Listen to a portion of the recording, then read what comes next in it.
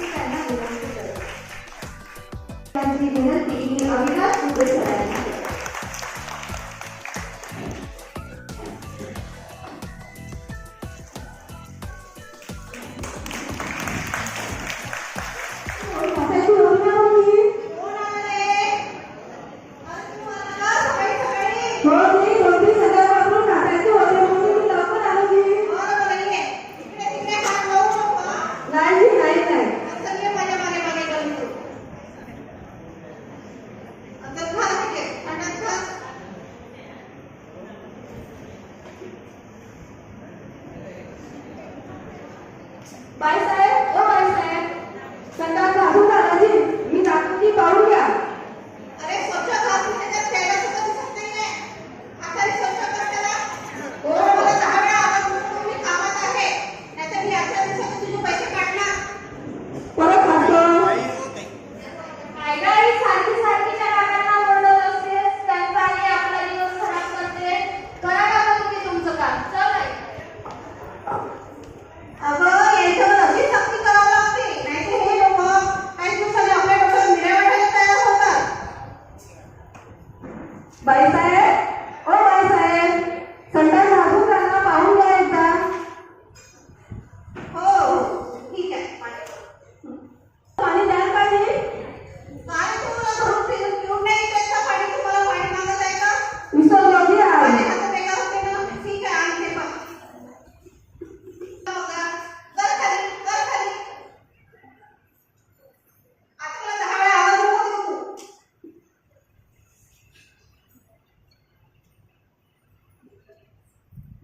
येतो की. हो ये. सुनबाई, अगं ये सुनबाई. हो आली आली. अगं आई पडायला पाहिजे होतं मला. चहा तरी देशील? हो आणते आणते.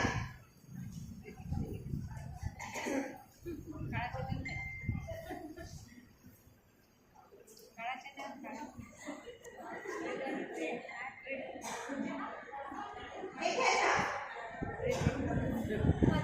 आंघोळ केलीच नाही की तसंच नाही मला चहा. काय फरक पडतो आजच्या बाईंनी चहा केला. आंघोळ केली की नाही केली तर तुम्ही केली ना बस झालं. अगं कुणी करायची पोरं तू तुला शिकवलं नाही तुझ्या आई वडिलांनी कोणी करायची कसं बोलायचं. म्हाताऱ्या लोकांची हीच पडतात का? आंघोळ केली का नाही केली का?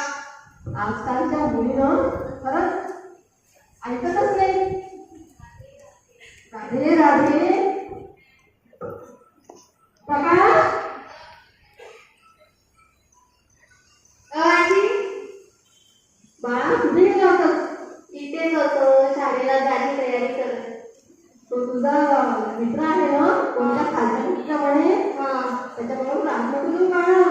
अगं हो आजी पण तो अभ्यासात खूप हुशार आहे ना म्हणून मी त्याच्यासोबत राहतो आणि वर्गात त्याचा नेहमी पहिला नंबर येते म्हणून मी त्याच्यासोबत राहतो. तो खालच्या जातीचा आहे ना म्हणून माझा पहिला आणि त्याचा दुसरा नंबर येते. आणि ते सगळं ठीक आहे पण माहित आहे का ते लोक चाकरी करतात आपल्याला त्याच्यासारखं माहित नाही का. नाही हं? चांगलं शिकून मोठं व्हायचं त्यांच्यासोबत अभ्यास करायचा बसायचं बाकड्यावर पण त्याच्या जवळ जो डबा आहे ना तो खायचा नाही बाळा. ठीक आहे म्हणे मांस खातात. हो. प्रकाश ए प्रकाश शाळेत जा तुला शाळेला वेळ होते. आता वेळ त्याला शाळेला बघते बरं. आजीच्या पाय पड तेव्हा पाय पड. शाळेत जा.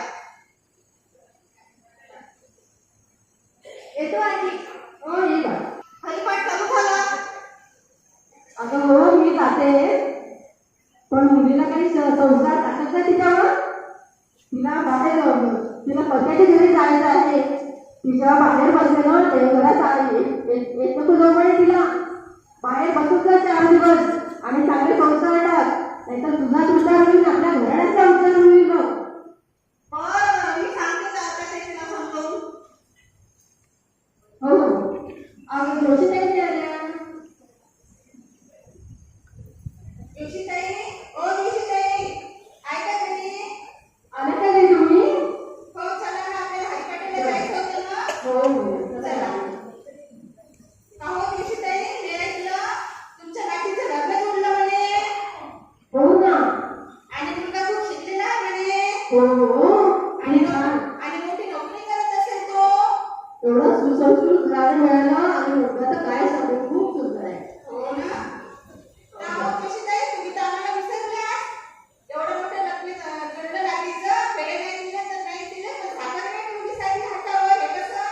खूपच कंजूसपणा केला तुम्ही ताई. अहो पेढ्याने साखरेने पुढे जमणार आहे. एवढा छान मुलगा मिळाला मला, कुठे घराण्याचे लोक आहेत ते. हो का? हा तर आधी मला बोलावं म्हटलं आणि सगळ्या आपल्या वाड्यातल्या महिलांना बोलवायचं म्हटलं हळदी कुंकवाला. हो का? म्हणून थांबल्या तुम्ही. हो. आम्ही वाटच पाहत बसतो बाई पेढ्यांची. बरं जोशीताई माहिती आहे का, अहो मी काल ना अशी पर्यटन बसले होते आरामात, तर मला कानावर काहीतरी शब्द पडले बघा.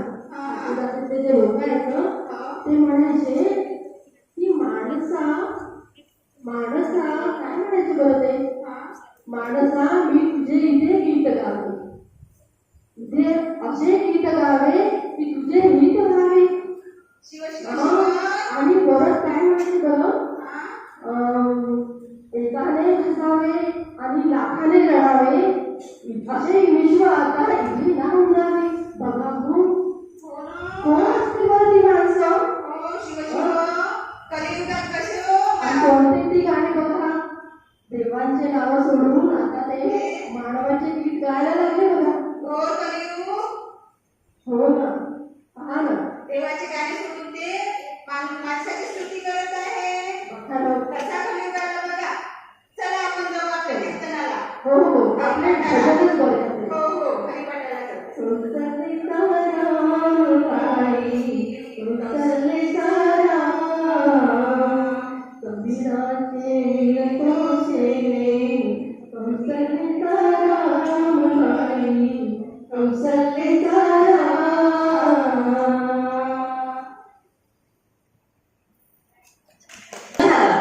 मुलगी राजा राणीच्या संसारात मग्न झाली. तिच्या पतीची खूप इच्छा असते की तिने शिकावं, तिने नोकरी करावी, समाजात तिने वावरावं. पण तिला नेहमी वाटत असतं की लोक काय म्हणतील, ती त्यातच गुरफटून राहते. आणि अशातच तिला एक मूल होतं. ते मूल झाल्यानंतर तिचं मूल खूप आजारी पडतं आणि ती कशी बुवाबाजीमध्ये अडकून पडते ही दाखवणारं आपलं सामोरचं दृश्य आहे. बापरे, माझ्या बाळाला किती ताप आलाय. काय करू मी? हे पण घरी नाही आहे. मला तर काय समजून नाही राहिलं. काय करू? काय समजत नाही मला. राधा, ए राधा, काय झालं ग? काय रडवीचा आवाज येत आहे? पाऊस वगैरे माझ्या बाळाला खूप चालला आहे. खूप रडत आहे. काय मला काही कळत नाहीये काकू. हो ग, याचा अंक लय टाकलं ग. मला तर काय करू सांगा ना तुम्ही. अगं यानं भूतबाधा झाली आहे. ते काय असतं काकू? बघा, मला तर काय कळून नाही राहिलं. अगं याच्या डोळ्याच्या पापण्या बघ किती लाल झाले.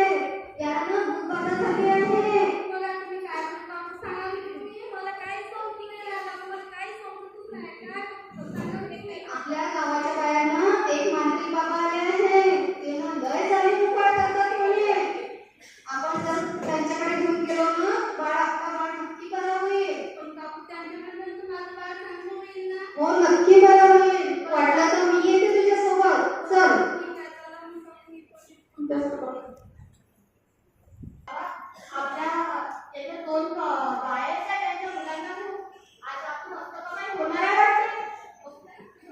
आला निरंजन, आला निरंजन.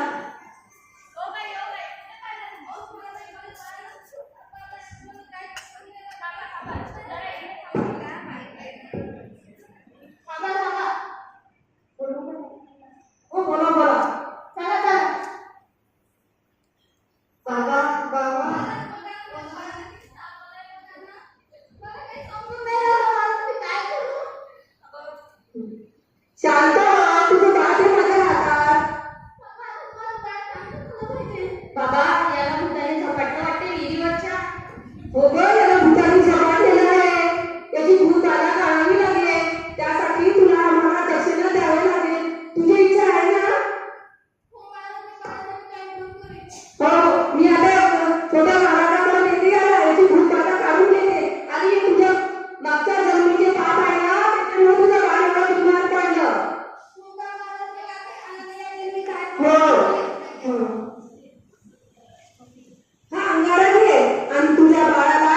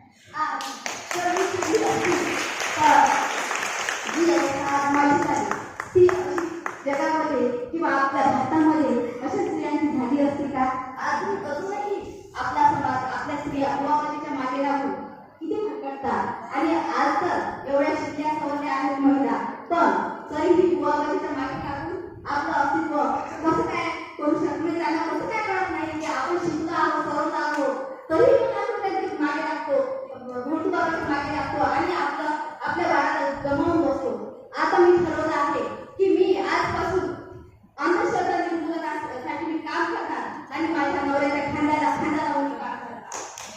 हो, जसं महात्मा फुलेंनी सावित्रीला मुख्य प्रवाहात आणलं, तसंच मी पण माझ्या पत्नीला अंधश्रद्धा निर्मूलनाच्या कामात अग्रेसर करून घेणार. चल राधा, आजपासून तू पण शिक आणि समाजातील इतर स्त्रियांना पण शिकव. नक्की सर्वांना तेच.